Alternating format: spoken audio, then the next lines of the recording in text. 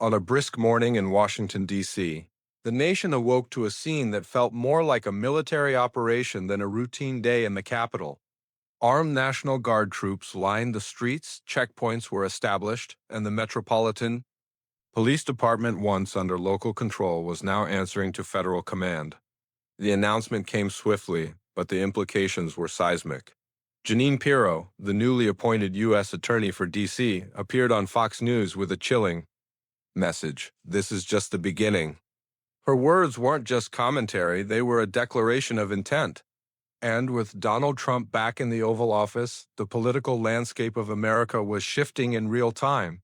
The deployment of 800 National Guard troops to D.C. was framed by the Trump administration as a response to what they called a crime emergency. Pirro cited rising lawlessness, unchecked violence, and a breakdown of public order. But the data told a different story. According to the D.C. Police Department, violent crime had dropped by 26% compared to the previous year, and homicides were down by 32%.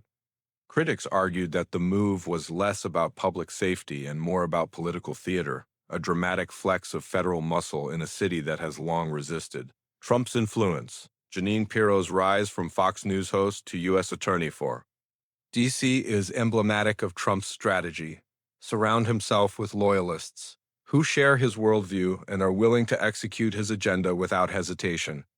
Pirro, known for her fiery monologues and unapologetic conservatism, wasted no time in asserting her authority. Her statement, "just the beginning," wasn't just a warning to criminals. It was a signal to political opponents, city officials, and the media that the rules of engagement had changed.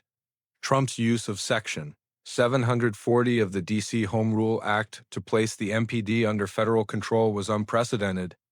The provision, rarely invoked, allows the president to assume command of local law enforcement in times of emergency.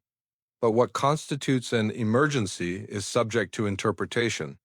Legal scholars are divided. Some argue that Trump's move is within his rights, while others see it as a dangerous overreach that undermines the principle of local governance.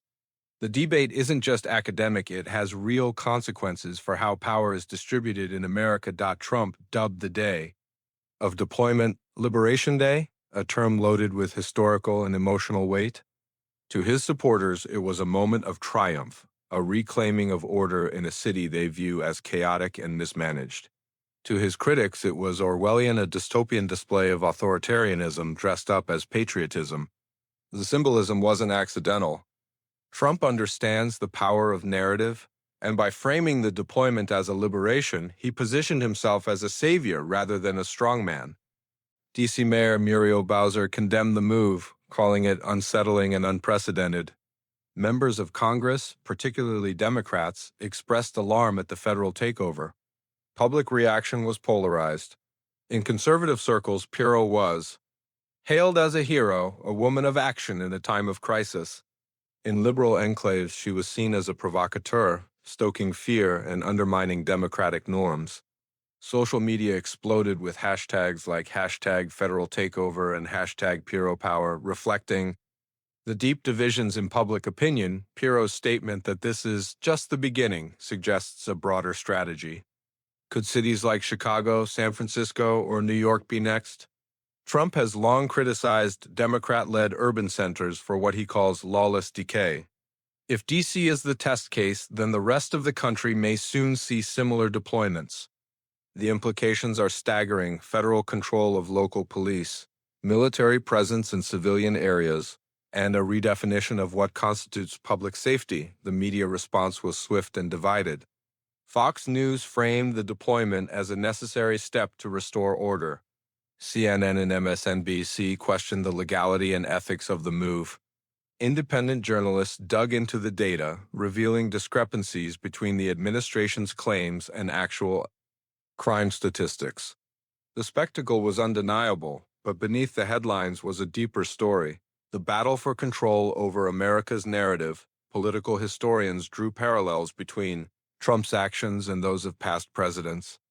Nixon's law and order campaigns, Reagan's war on drugs, and Bush's post-9/11 security measures all involved increased federal authority. But Trump's move is unique in its scope and symbolism.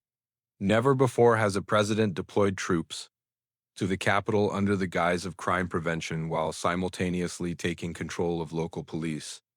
It's a new chapter in the story of executive power. Polls showed a split in public opinion.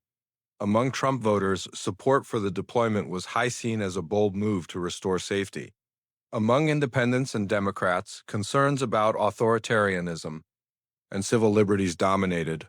Protests erupted in D.C., with demonstrators chanting, "This is our city," and "No to federal control."